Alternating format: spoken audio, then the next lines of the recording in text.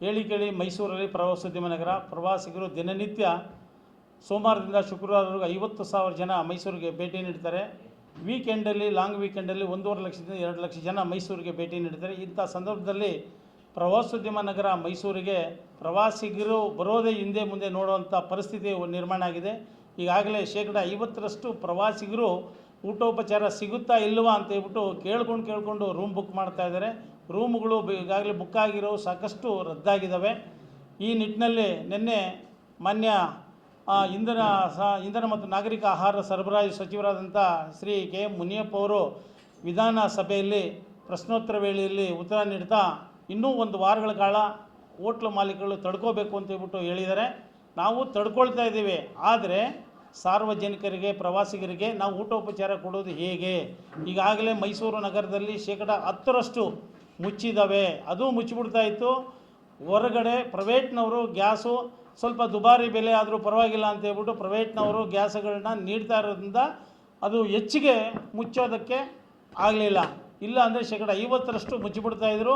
ಆ ಪ್ರೈವೇಟು 6 ಕಂಪನಿಗಳಿವೆ. 6 ಕಂಪನಿಯವರು ಕೂಡ ದುಬಾರಿ ಮೊತ್ತಕ್ಕೆ ಕೊಡ್ತಾ ಇದ್ದಾರೆ. ಅವ್ರಿಗೆ ಪ್ರೊಡಕ್ಷನ್ ಕಾಸ್ಟ್ ಜಾಸ್ತಿ ಆಗೋದ್ರಿಂದ ಅವ್ರು ಹೇಳ್ತಾ ಇದ್ದಾರೆ, ನಮಗೆ ಜಾಸ್ತಿ ಆಗೋದ್ರಿಂದ ನಾವು ನಿಮಗೆ ಈ ರೇಟಲ್ಲಿ ಕೊಡೋಕ್ಕಾಗೋದಿಲ್ಲ ಅಂತ ಹೇಳ್ತಾರೆ. ಅದರಿಂದ ಕೂಡ ಹೋಟ್ಲು ಉದ್ಯಮಿಗಳು ಅವ್ರ ಹತ್ರ ಸಿಲಿಂಡರ್ಗಳನ್ನ ಪರ್ಚೇಸ್ ಮಾಡಿ ಈಗ ಕೆಲವು ಉದ್ಯಮಗಳು ಕೇವಲ 10% ಮಾತ್ರ ಮುಚ್ಚಿತವೇ ನಡೆಸ್ತಾ ಇದ್ದಾರೆ.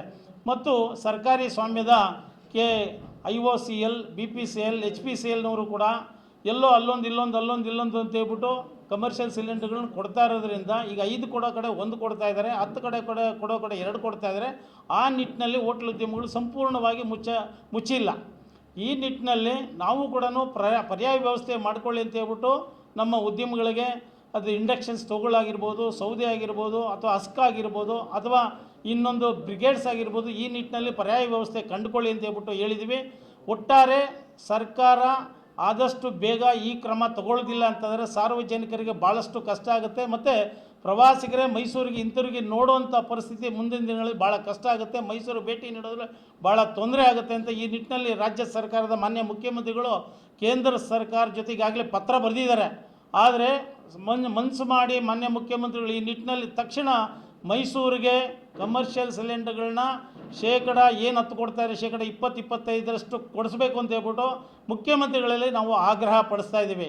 ಕಾರಣ ಅಷ್ಟೇ, ನಮ್ಮ ರಾಜ್ಯ ಹೋಟ್ಲ್ ಮಾಲೀಕರ ಸಂಘದ ಅಧ್ಯಕ್ಷರಾದಂಥ GK ಶೆಟ್ಟಿಯವರು, ದಕ್ಷಿಣ ಭಾರತ ಹೋಟ್ಲ್ ಮಾಲೀಕರ ಸಂಘದ ಅಧ್ಯಕ್ಷರಾದಂಥ ಶ್ಯಾಮರಾಜ್ ಅವರು, ಕೇಂದ್ರ ಸಚಿವರನ್ನು ಪೆಟ್ರೋಲಿಯಂ ಸಚಿವರು ಮತ್ತು ಪ್ರವಾಸೋದ್ಯಮ ಸಚಿವರು ನಮ್ಮ ಪ್ರಹ್ಲಾದ್ ಜೋಶಿಯವ್ರನ್ನ ಭೇಟಿ ಮಾಡಿ ಅವರಿಗೆ ಮನವಿನ ಸಲ್ಲಿಸಿದ್ದಾರೆ. ಆ ಮನವಿ ಮೇರೆಗೆ 25% ಸಿಲಿಂಡರ್ಗಳನ್ನ ತಕ್ಷಣದಲ್ಲೇ ಕೊಡುವಂಥ ವ್ಯವಸ್ಥೆ ಮಾಡ್ತೀವಿ ಅಂತ ಹೇಳಿದರೆ, ಆದರೆ ಇನ್ನೂ ಯಾವ ನಿಟ್ಟಿನಲ್ಲೂ ನಿನ್ನೆಯಿಂದನೇ ಕೊಡ್ತೀವಿ ಅಂತ ಹೇಳಿದರು, ಆದರೆ ಜಾರಿಗೆ ಬಂದಿಲ್ಲ. ಇನ್ನೊಂದು ವಾರದಲ್ಲೆಲ್ಲ ಇತ್ಯರ್ಥ ಪಡಿಸ್ಕೊಡ್ತೀವಿ ಅಂತ ಕೂಡ ಹೇಳಿದ್ದಾರೆ. ಆದರೆ ಈಗ ಪ್ರವಾಸೋದ್ಯಮನ ನೆಚ್ಚಿಕೊಂಡಿರೋಂಥ ಮೈಸೂರು ನಗರದ ಕಾರ್ಮಿಕರು 25,000 ಇದ್ದಾರೆ. ಹೋಟ್ಲ್ ಮಾಲೀಕರುಗಳು ಒಂದು 1,500 ಜನ ಹೋಟ್ಲ್ ಮಾಲೀಕರು. ರಾಜ್ಯಾದ್ಯಂತ ಹೋಲಿಸಿದ್ರೆ ಹೋಟ್ಲ್ ಮಾಲೀಕರು 2.5 ಲಕ್ಷ ಇದ್ದಾರೆ. ರಾಜ್ಯಾದ್ಯಂತ ಕಾರ್ಮಿಕರ ವರ್ಗ 13 ಲಕ್ಷ ಇದ್ದಾರೆ. ಇವರೆಲ್ಲರೂ ಹೊಟ್ಟೆ ಪಾಡೇನು? ಮತ್ತು ಸಾರ್ವಜನಿಕರು ಹೋಟ್ಲ್ ಆಹಾರ ತಿಂಡಿನೇ ನಂಬ್ಕೊಂಡಿದ್ದಾರೆ. ಅಂಥವರ ಪರಿಸ್ಥಿತಿ ಏನು? ಅಲ್ಲಿ ಕೂಲಿ ಕಾರ್ಮಿಕರಾಗಿರ್ಬೋದು, ಬೇರೆ ಬೇರೆ ರೀತಿಯ ದುಡಿಯೋ ವರ್ಗಗಳಾಗಿರುವವರೆಲ್ಲೂ ಕೂಡ ಮನೆಯಿಂದ ಯಾರು ಊಟ ತರೋದಿಲ್ಲ, ತಿಂಡಿ ತರೋದಿಲ್ಲ. ಅವರು ಜೀವನ, ಅವರ ಲೈಫ್ ಟು ಡೆತ್ ಅಂತ ಹೇಳ್ಬಿಟ್ಟು ಆಗ್ತಾಯಿದೆ. ಪ್ರವಾಸೋದ್ಯಮ ಈಗಂತೂ ತುಂಬ ಕಡಿಮೆ ಆಗಿದೆ. ನಿನ್ನೆ ಎನ್ಕ್ವೈರಿ ಊಟ ಸಿಗುತ್ತಾ ಅಂತ ರೂಮ್ಗಳು ಬುಕ್ ಮಾಡೋರು ಆನ್ಲೈನಲ್ಲಿ ಊಟ ಸಿಗುತ್ತಾ ಇಲ್ವಾ ಅಂತ ಹೇಳ್ಬಿಟ್ಟು ಕೇಳಿ ಬುಕ್ ಮಾಡ್ತಾ ಇದ್ದಾರೆ. ಇನ್ನು ಕೆಲವರು ಏನು ಮಾಡೋಕ್ಕೆ, ಈಗ ಎಲ್ಲೋದ್ರೂ ಇದೇ ಸಮಸ್ಯೆ. ಅದಕ್ಕೆ ನೋಡ್ಕೊಂಡು ಮಾಡೋಣ ಅಂತ ಹೇಳ್ಬಿಟ್ಟು ಯಾರು ಕೂಡ ಪ್ಲಾನ್ ಮಾಡ್ತಾ ಇಲ್ಲ. 5 ರೂಮ್ 6 ರೂಮ್ ಹೋಗಿದೆ ಮೊನ್ನೆ ಎಲ್ಲ ಒಂದೊಂದು ಕಡೆ. ಎಷ್ಟೋ ಮದುವೆಗಳು ಕ್ಯಾನ್ಸಲ್ ಆಗಿದೆ. ನಿನ್ನೆ ಒಂದು ಕಡೆ 1,000 ಜನಕ್ಕೆ ಮದುವೆ ಇತ್ತು. ಆ ಮದುವೆಗೆ ಸಿಲಿಂಡರ್ ತಂದು ಕೊಟ್ಟರೆ ಮಾಡಿಕೊಡ್ತೀವಿ ಅಂತ ಕೇಟ್ರಿಂಗ್ನವರು ಕೊನೆಗೆ ಕಷ್ಟಪಟ್ಟು 2 ಸಿಲಿಂಡರ್ ತೊಗೊಂಡು ಕೊಟ್ಟು ಮಾಡಿಕೊಟ್ಟಿದ್ದಾರೆ. 1:30ಗೆ ಊಟ ಕೊಡಬೇಕಿತ್ತು, 1 ಗಂಟೆಗೆ 2:30 ಕೊಟ್ಟಿದ್ದಾರೆ.